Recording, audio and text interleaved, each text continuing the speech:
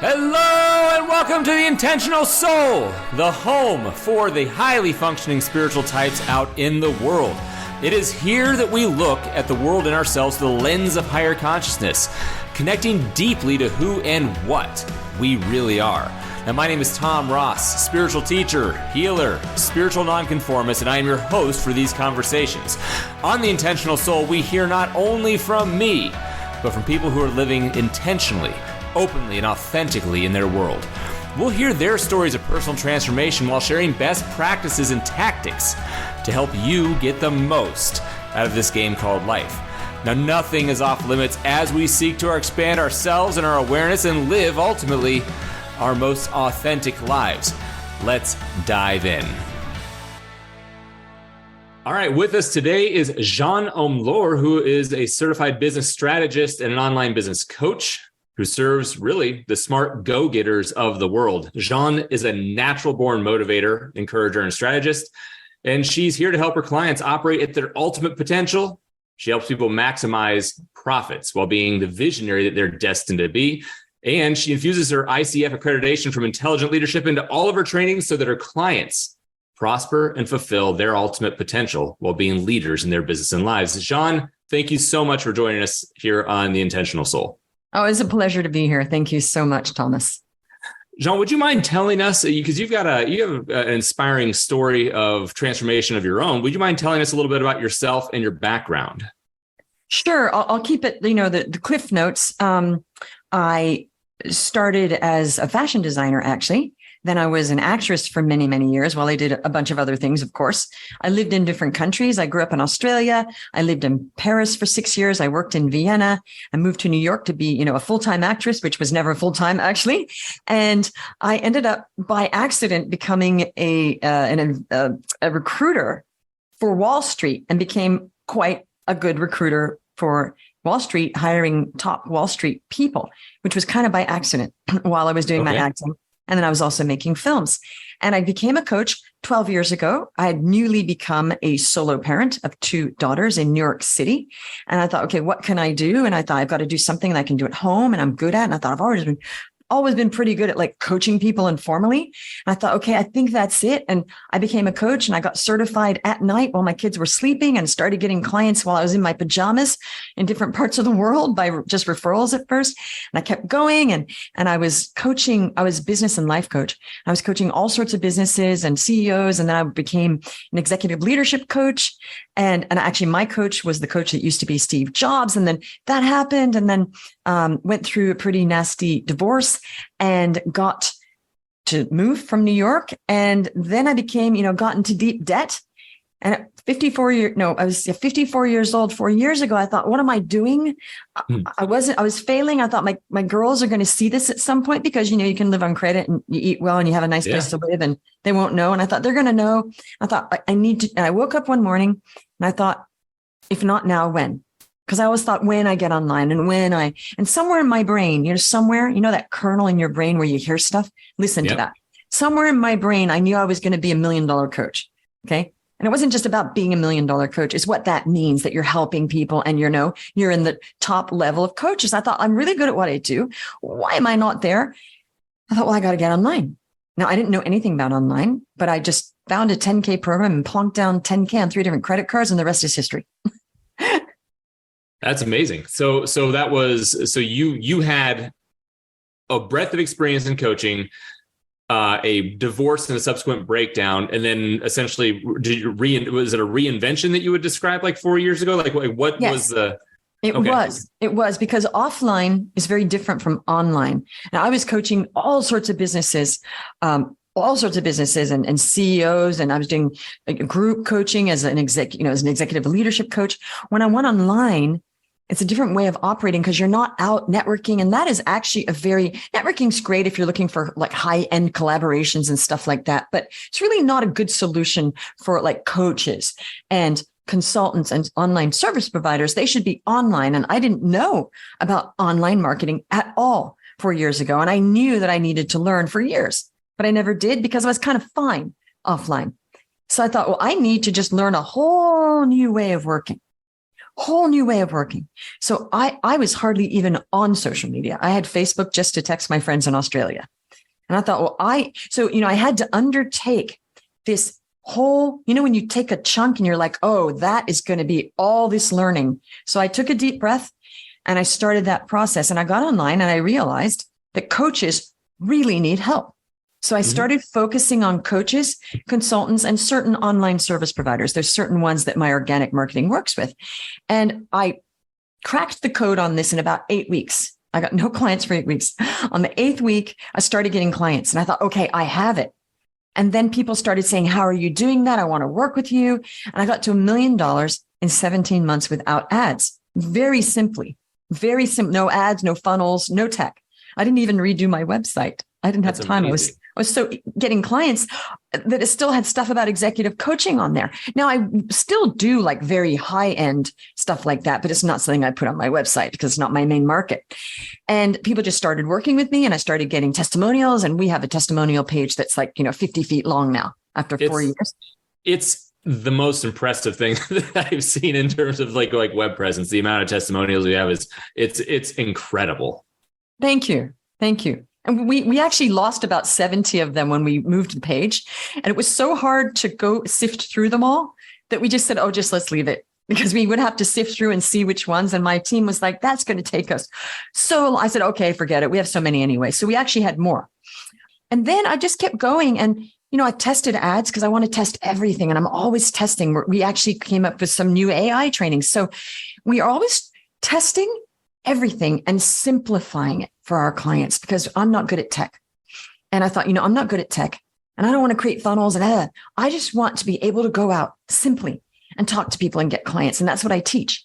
So the first $1 million was just off my Facebook personal profile and a little bit of LinkedIn. And then we grew our LinkedIn, and then we grew our Instagram, and now we're growing TikTok. So we coach on 4 different platforms now, and we're going to, get better at YouTube as well. So it really, what I'm teaching by my example is how simple it can be to, if you're good at what you do, or if you just believe you're good, because we coach a lot of coaches that are just starting and they get right into high ticket from zero. So there's all these velvet ropes. You know what the velvet rope is? When you go into a nightclub and they have the velvet rope and you can't get in because you're not cool, right? There is no velvet rope. We make that velvet rope in our minds to keep us back. So when people work with us, they're like, wow, I cannot believe how simple this was. Because we tell ourselves things like, oh, I already need to be an influencer. But how do you become an influencer? You become an influencer by getting clients. They feel your authority and power because you're making money with your business and you're not like a talking head that's pretending you're doing well. So they're coming at it in the wrong way. And we talked about the facade a minute ago, right? When we were chatting privately. People are like, oh, when I'm an influencer, then I'm going to make money. Well, you make money because you become an influencer while you're making money, because people can see this person's doing well and it's authentic and you're not like faking it till you make it. People see through that energetically. So, but I'm not saying to not believe in yourself to go get one client, because all you need is one person to dig what you do, to say, yep, I value that person. I'm going to pay you high ticket. Now, what do you have? A client and a testimonial. Then you get another one. So my thing is about one thing at a time. The One Thing, that book, The One Thing. Yeah, I love that book. The one thing, then another, then another. So my goal with my clients and myself, because I'm not complicated, I'm very simple in how I do things, is okay, what's my highest impact action to get one client? It's not building a bunch of funnels and doing a bunch of books and all that. That won't get you a client right away. That's later. That's later. I'm actually starting a podcast finally, after 4 years. Because congratulations. Thank you. I have bandwidth and I have a team now that's not taking away from our lead generation or anything like that. We're not letting anything plummet to do this more broad strategy. So that's kind of, yes, to answer your question. I'm sorry, I went on and on with that, but yes, it was completely different because it was learning online marketing. What was the inspiration to reach coaches and actually help train coaches and business owners to scale versus the one-on-one or executive coaching that you were doing previously? Well, the one-on-one, I mean, I could still get that online because we do help our executive coaches, but that wasn't what I wanted to do anymore. I mean, I do that, as I said, that if I do that, that's a very high level private label advisory kind of thing that's not to do with this. So sure, but that's not the scope of most people's budget or where they are, because that's very high end. I'll do a few of those. I went online and I just started talking to people, all sorts of entrepreneurs, because I used to coach all sorts of entrepreneurs. And what I saw in 8 weeks, I thought, wow, wait a minute. There are so many coaches. It's rampant. These coaches don't know how to get clients. And what I found is if you know how to get clients somewhere, I knew how to get clients offline. All I had to do was figure that out online because I was good at it. So I thought, okay, I know how to do this offline. Now I've got to figure out how that works online. Okay. And I did. And I realized just how many and millions of coaches really are good at what they do. You know, they're good, they help, but they just don't know how to do the marketing. So my goal is to help them to be able to be well-paid coaches while they're serving people, because there's always two things with me. We only help people that help other people. That's it. But we also help people that help other people that are very aware that money is a good thing and that there's nothing wrong with it and there shouldn't be ashamed. So we can't help people that go, oh no, I just want to serve. Well, do you want a business and serve, or you just want to serve and not have a business and it's a hobby and have a job? Because, right. You're going to have a job. Oh no, you're going to figure that out. You want to be a poor coach, an impoverished coach? Impoverished coaches don't really speak power out in the world because money is personal power. It's energy, it's ability. It's not worrying about, it's very hard to be a good coach or a great coach if you're worried about paying the rent every month. Yeah. You can still be a good coach, but it's harder.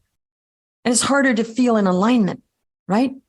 Yeah, it's like there's a hole in the game. It's you can be amazing in all these other areas, but there's this glaring area that if it's that physician heal thyself, right? Because I mean, and would you say that as a coach, you need to be able to help across a spectrum of human experience in the different ways that people are having issues. And so I would think that if you have a massive money issue as and something you're unwilling to resolve on that, I mean, that limits your ability to serve, people coming in that have that need. That is very true. But some people might say, well, Jeanne, I'm a health coach. I'm a relationship coach. Still, if you're a relationship coach or a health coach or any kind of coach that's nothing to do with helping people make money, it still doesn't help your energy out there that I'm a struggling health coach. Right. I'm a struggling relationship coach, because it's coming across. And also there is a sort of almost inevitable desperation that starts taking place when you're not getting clients, and that erodes your energy more and more and more. And it's about sales. It's about marketing. It's also about energy. It's always about those, right? It's not that the energy has nothing to do with it. It's like on a sales call. It's not just what you're saying to people. It's how you're turning up, right? Because you could have the best script in the world, but if you don't turn up and serve and be confident, then you're not going to get clients. You just won't. I've got a dear friend and a mentor of mine that my teacher actually that always like to say, it's like planting a rose garden over a sewer. It can look great on the outside, but you smell what's going on underneath. That's true. That's an interesting way of putting it. I hadn't heard that before. What do you feel that business owners, struggle with the most as they kind of like reach for this like what's important to them? Do you see common through lines in people? If it's a belief in self in some capacity, or if it's like you pointed to earlier, like a willingness or ability to allow themselves to be paid or paid in accordance with their service versus like undercutting. Like what do you see with the spectrum of people you work with? Well, this is a spectrum of all entrepreneurs. Okay, I've seen all entrepreneurs struggle with the idea that they have to be a marketer. Okay, But even let's just talk about like a pie shop, right? Well, I make delicious pies and they're really delicious. So why should I have to also learn how to sell? Now, I have beautiful pies. I'm a baker. Let's talk about that. Let's take it, really make it away from the subject, right? I'm a baker. I'm really good at these pies. My mom likes them. My whole family loves, my friends love my pies. Every time I make a pie, they're like, wow, why should I have to market? Well, I mean, that's an obvious answer, right? Right. Because I like to sell a pie. Because you have to sell the pies. So, well, let's see. And this happens a lot in all businesses. This is an age-old problem. I'm great at what I do. I don't want to learn how to be a business person. Then don't be a business person. Make pies for your family. Okay. If that's what you want. But when someone decides that they're going to open a business, they need to learn how to run a business. And if they can't have a hissy fit with the universe, that they need to learn how to run a business because it's just immature, right? Yeah. Otherwise, don't. So it's sort of like not all in, not understanding and getting with the plan. So you make pies. We love your pies. Now you want to make a business, learn how to run a business. Running a business also takes marketing. You got to learn. Oh, I don't want to learn marketing. Well, you're going to have to if you want to sell those pies. Then I hear this a lot. People should just come to me. I've heard this many times in my career. And I'm thinking, what does that mean? People should, who's people and why should they just come to you? Why? And how can they come to you? If you're in the back of a dark alley and there's no marketing pointing to the dark alley, you can have the best pies in the world and only the rats will know that. Right. Right. So that's general. Now let's talk about coaches and consultants. Still shades of that. Okay. However, coaches are now like, but I just want to coach. I just want to help people and transform their lives because I'm a transformational life coach and I'm going to help with XYZ or this. I'm so good at this. I'm certified and I love it. And when I get those practice clients or the one or two I've had or the trickle that I'm having, they get great results. They love me, Jeanne. Great. Still got to learn how to market. Yeah. Still got to learn how to market. Otherwise, what's going to happen? You're still going to get those freebie. You're not going to get enough people on a call. So then the problem is always there's not enough leads. So if you have one call every month, you're going to be pretty desperate to close that client, right? Right. Yeah. So you're going to bend over and twist yourself into a pretzel. You're going to lower your prices. You're going to seem desperate. And they're going to be like, oh, this person obviously doesn't have clients. Let me try to get it for, $50 a session. That's the problem. Now, when you are client poor, I call that's client poverty. Mm-hmm. And client poverty happens when you are lead poor. You have to get people on a call or clicking or booking or whatever it is, how you sell your stuff. Then we get to the next problem. Oh, I don't want to sell. So we have all these problems and all these obstacles to connecting your talents to your market. And what you need is a connector like this. That's the pen. Okay, I'm usually that connector for my clients. But the thing is, there's just a reality check of life. If you want to get good at piano, do you throw a fit if you have to take piano lessons and practice? No. We pretty much all understand we have to take piano lessons and practice to be really good at piano. Nobody argues with that, do we? Right. No. You want to be a top athlete? Do they complain about, diving into an icy pool at 4 a.m. for years? Nope. They know that has to be. So somehow we understand that for sports. We understand that for music. We understand that if we want to have a PhD, we're going to have, that's hard, right? Do all those hours. Yeah. We want to go to university or we want to learn any skill or be a CPA or a lawyer or doctor. We all know, I want to be a doctor. That's going to be 8 or 10 years. It's going to be a lot of blah, blah, blah. Student loans, late nights, bags under my eyes, all sorts of stuff. Right. But somehow I figured out that the one place that people seem to think it should be magical is business. And I don't know how we got to that.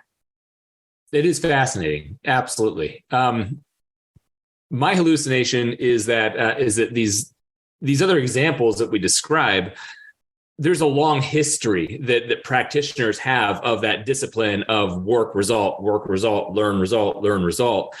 And in business, it's almost like, there's no cultural association of work with what you're seeing on the other side. People can look at it and hallucinate it. Oh, they just rolled out of bed and that's just something that happened for them, because you didn't have the experience of I know I can't play piano. You know what I mean? I don't know. I'm making it up, but that's, I like the word hallucination. I like the word hallucination. It's really funny you said that because in French, they have a saying, j'hallucine. It means I'm hallucinating. Like, are you kidding me? It means like, am I hallucinating here? That's what it kind of means. They say like, bah dis donc, j'hallucine. So what you said's great. And it really is a hallucination. It's really like, it's just like not looking at it like reality. And although I believe in all the manifestation stuff and the mindset, I'm really big into that. In our program, we have a lot of that because there is that. That's what makes it a holistic thing, is the mindset, manifestation, and the reality check. You do need to take steps, action steps. It's chaos theory. It's quantum physics. If you take a step, all sorts of stuff happens. Even me moving my hand right now, there's all sorts of air and dust and all sorts of stuff and molecules moving, my arms waving around. You still have to take steps. You can't just say, well, I'm just going to hope my way. Now, I know a lot of people that are really good at manifestation, but these are master manifestors. But you know what I found out about them? They're also master action takers, but they don't talk about that on social media, And you're like, oh, wait a minute. You have this whole sales team. You built that up. You didn't just lie on a bed going, oh, it's all coming to me. Somebody come by and airlift $1 million into my window is not how that works. And we didn't fulfill it. And we got no team. Yeah, they have teams, salespeople, lead gen. They're on podcasts. They're writing books. That's action to me. Yeah. So the narrative of, I just lie on my couch all day and manifest. Sure. I'm sure they do spend an hour or two manifesting. A lot of people, I do, all sorts of meditations now. So I think it really is desire. Desire. Really, it comes to desire. How much do you want this coaching business to succeed? How much do you want to be that vision? And some people go, oh, it's 11. And then they're not prepared to do what it takes. So, and I don't mean if it's illegal or moral or unethical. I don't mean that, or making a fool of yourself. Yeah. I mean, there's another hallucination. Oh, I want to make $1 million. I want to be $1 million coach. Great. Let's see how we're going to do this with you. I guess I don't want it that much. Well, what do you want? Well, and then you dwindle it down. It's really like, well, I really don't want to do much to make this happen, but I want to say I want to be $1 million coach. So I think it's really important for people to honor themselves with what they really do desire, because if you're fooling yourself, you're harming yourself. Because how do you have conversations with people that draws out like what you really want? Because I'm assuming that's a part of the process. You wouldn't engage with somebody and assume that or assume that they even know. Like, what's your process to discern what they're really committed to or what they want? I personally take all my discovery calls myself still, because I really want to know who could be a good fit for our program, because we have a lot of one-on-one as well. And we have a very high touch program. So it's not like they're just lost in my program. It doesn't really matter. It matters to us who we're dealing with and whether you can really help them. So I actually evaluate that. I literally say, on a scale of 1, I find out all the desires, and I'm listening and I'm reading between the lines. I'm asking deeper questions like, what do they really want? Why do they want it? Because sometimes people go, actually, you're right. I don't even want that. I just said that because I saw it on social media.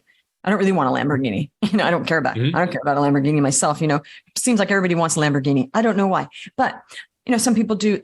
I bless that. They really want it, but I think they're sort of being told what they should want. So I want to get to the core of what the person's actual desires are in their life, for their business, for how it's going to, affect their family well, if they do well, because there's always, if they earn more money, it's going to help their family. Their kids will get to go to better schools. They'll be able to go on better vacations. They'll be able to save. They'll be able to buy the house they want. They'll be able to have less stress in the couple, maybe even, retire their husband or their wife. So there's a lot of things money can do that's fantastic. Or just, get a better retirement plan in place and get a buffer, right?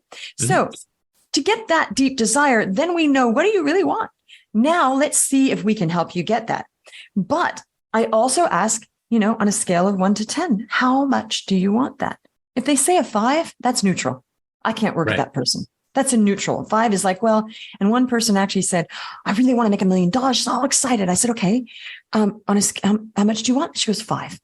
I said, 5, that's neutral. So, she goes, yeah, if $1 million came to me as a coach, I would take it. And I said, okay, I can't work with you. Because $1 million is never, as you said, is never going to just fall into without a plan, without a strategy, without intention, without developing yourself, which is great because getting to make money is not just about the money. It's also the journey of how you are transforming as you're making the money, like building teams, working with people, being an influencer, getting more confidence, opening your mind up to other things like investments and other. It's not just about the money. It really isn't. So you can't even have that dropped on you because there's so much development that takes place. And then after the first million, you have to make sure you really love what you do because, then it's like, yeah, I made $1 million. You got to really love what you do after that first million to keep going. Does that make sense? 100%. I mean, it's you can build yourself a very gilded cage, right? I mean, you can construct amazing things that then feel trapped or imprisoned by that, which is what I hear when you talk about like you have to really want it to keep doing it, right? Well, what I mean is, if it's not meaningful, you won't care about making the next million. Right. Got it. Like I touched the bar, but I'm not inspired to continue. Right. Yeah. It's like, yeah, I made $1 million. You really have to be all in and love what you do and love serving people at that point, because you won't sustain growth if it's just about the money. It really isn't at that point. You proved yourself, okay, and I'm helping all these people, but you really need to find more meaning in what you're doing and make sure the meaning is there for you to get to the next level, is what I mean. So you produce exquisite results for business owners in growth and scalability. And so what I suppose is that you work with a broad spectrum of people who are willing.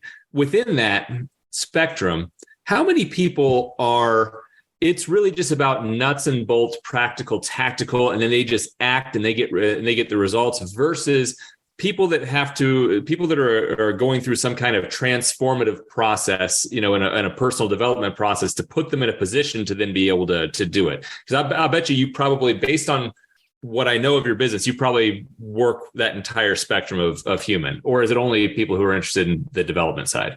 Well, actually, I call it a holistic program because first of all, it's just coaches, consultants, and certain service providers. So it's not like all business people. Just want to be really clear on that. So what happens is really interesting. People get what they need in my program. Some people come in thinking that they really don't need the mindset. They said, oh, you know what? I just need the strategy. Like, great. You just need the strategy, sales, content, everything else. And then, yeah, I really don't need it. Great. Then they say to me, you know what? I didn't realize how much I needed that mindset. And that was transformational. Yes, I got more clients, but I didn't understand how much transformation on a personal development level I was going to experience in your program. Okay. So, and then other people, they're already like really into the mindset and they just don't know the marketing. And they're like, okay, I was kind of okay, but there was some mindset missing if they weren't getting the sales. And I said, well, you're not getting the sales. So that points to some mindset. And they're like, yeah, you're right. Okay. I love it when people say, I don't need mindset. We all need mindset. I need mindset. So I just love when they say, oh, I don't need mindset. That's like saying I am a complete human being that has no progress left in my life for me, or openness. We need mindset every day. Like, who was it? Bob Proctor was saying he did mindset every single day of his life. That's what he taught and that's what he did. So I kind of just laugh because it's like we all need mindset. Sometimes we're in a good mindset, sometimes we're not. I just keep learning about new things. But that's like saying I cannot develop any more in my lifetime because I am just a perfectly mindseted human individual. It's I'm fully baked. There's nothing more to do. Nothing more. That means you're just static. That's a problem in mindset. When they say that, I'm thinking, yeah, that's actually a problem of mindset, thinking that you don't need mindset. I know what they mean. They mean like, oh, I've done so many mindset courses. And I'm thinking, great. But however, you're still not making money as a coach. So something's missing, right? Right. So really it is, I'll tell you what it is. It's strategy and mindset together, married perfectly. That's how I explain it. The marriage of mindset and strategy, because you do need mindset and strategy together to be successful. You do. Awesome. And then can you talk about flexibility as an idea within your program? People coming in, like, do they need to have a degree of flexibility, adaptability to kind of like move through the process? I'm fascinated by flexibility just as an idea in general. And so I always bring it into every conversation. It's interesting. You use a lot of words that are so interesting because I'm thinking that's what I call my smorgasbord. Okay. So basically we take people on every day of the week. There's no like, I'm not a person that withholds anything. I'm not good at withholding. So we don't withhold information from our clients. We serve them and give them the answers as soon as we can. Like, people can message me and I will just immediately give them the answer. And a lot of my clients have said, I'm shocked that I ask you a question in Facebook Messenger and you answer on a Sunday evening.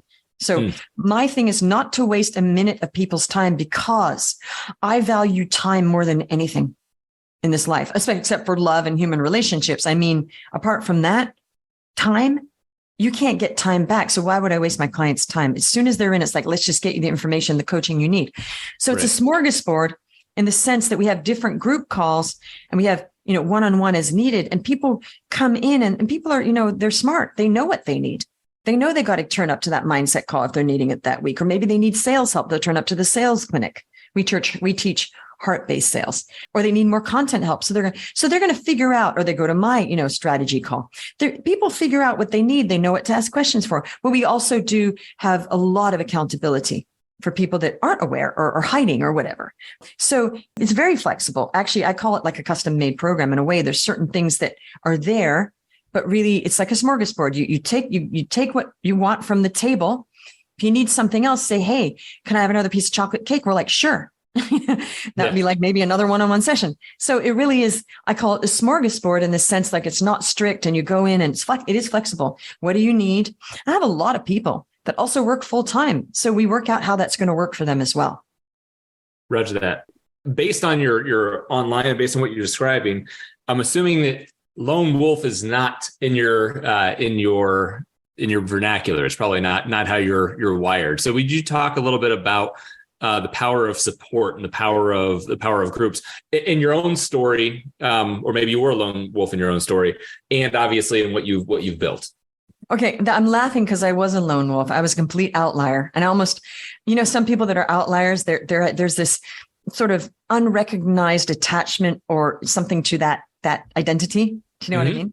I traveled a lot and lived in different places. So every time I went, I was a new person, I had to make new friends and So there was something sort of a secret attachment to that, I realized later on.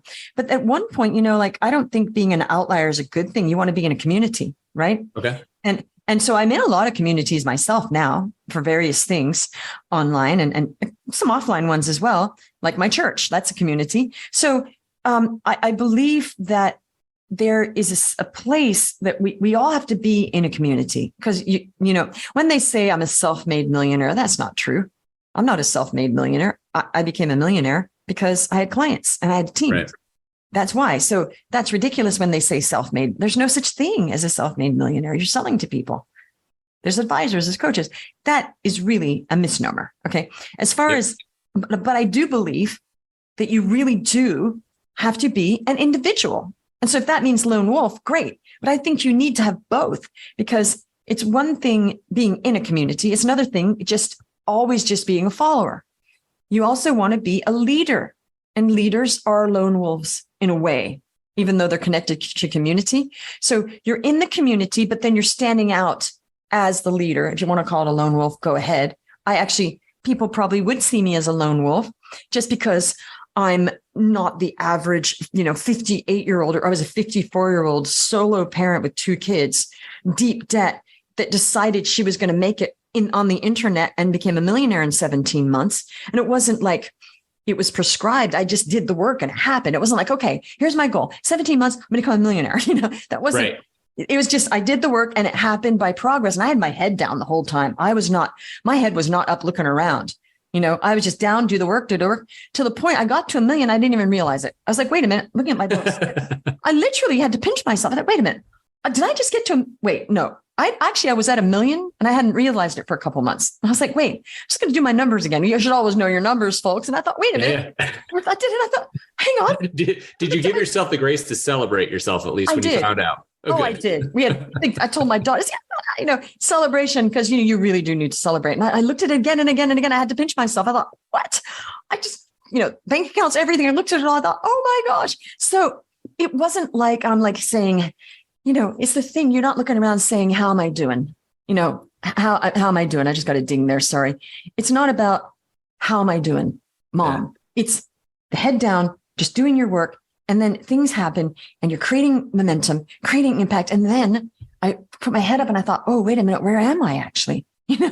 And that was a beautiful thing, because I wasn't like waiting to get to the million. And it wasn't even about getting to $1 million. It was just happened by doing the process, which I think is a beautiful thing, because I had other goals, but I didn't really have the $1 million right. goal.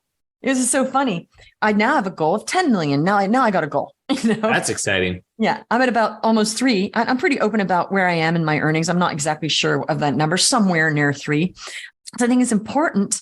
It's not about the money. It's about the money, but it's not about the money.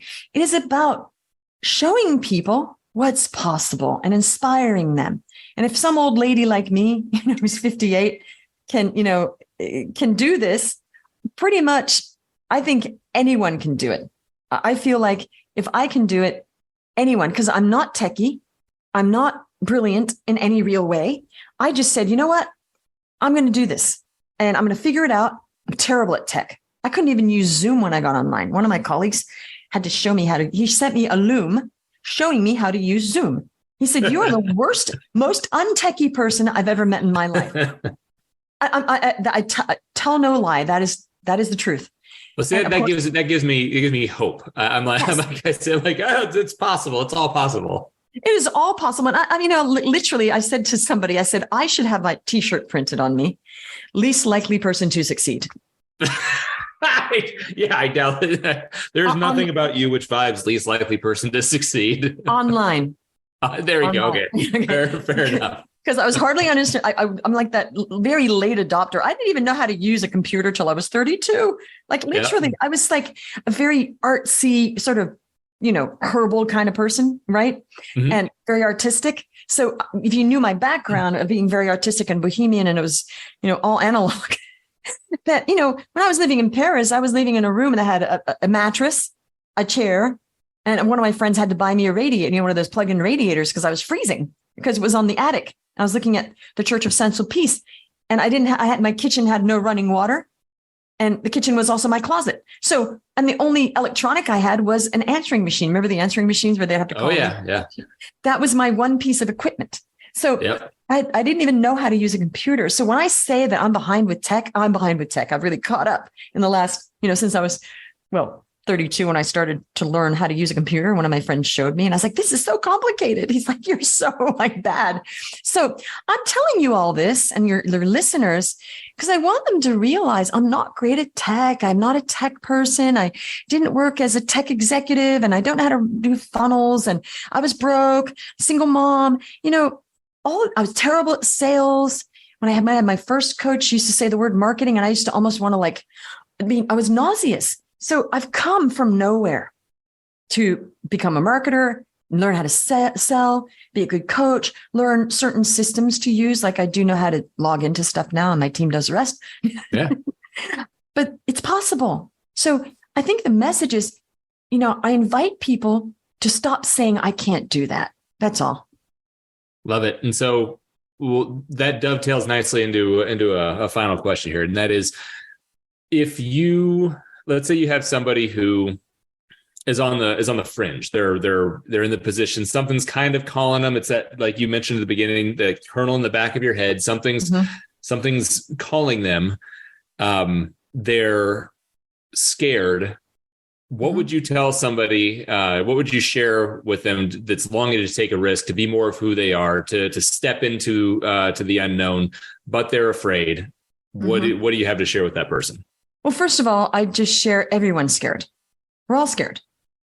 So when people go, oh, I'm so scared. Yeah, so am I. We're all scared. Grant Cardone shared that he's scared out of his wits every single day. It's just that the stakes are higher. Mm-hmm. If he falls like really hard, right? So first of all, I get it. I understand. We're all scared because we're going to take the sting out of that. Like, I'm so different because I'm scared and I'm weird. Of course you are. We all are. It's human condition, right? So I've just now neutralized that. And about the risk, you cannot succeed without risk. You cannot. It's impossible to kind of, by magic of the $1 million falling on your head. I risked so much. I was already in very, very, very deep debt.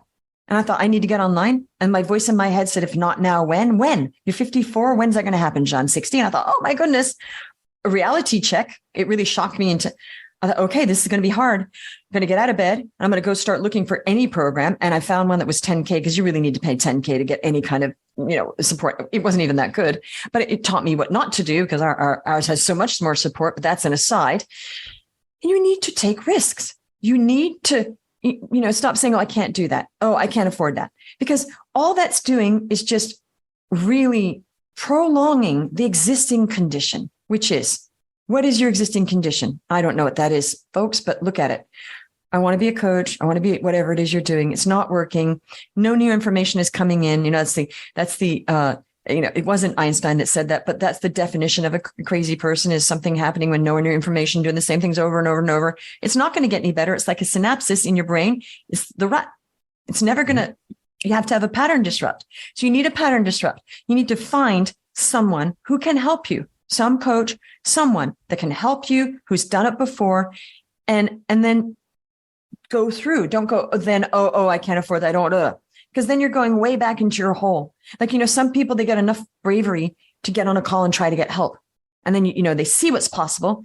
And then they go and hide, and they're further down in the corner of the dark cave. It's harder to come to the sunlight. Right. So I just invite people, go into the sunlight. It will be risky. And the thing is, not all investments work. They don't. So when people say to me, oh my goodness, I coach, I invested in that and that and that. And I again go, yeah, that's life. It's not like, oh my gosh, it's so terrible. That's like, I call that catastrophic thinking.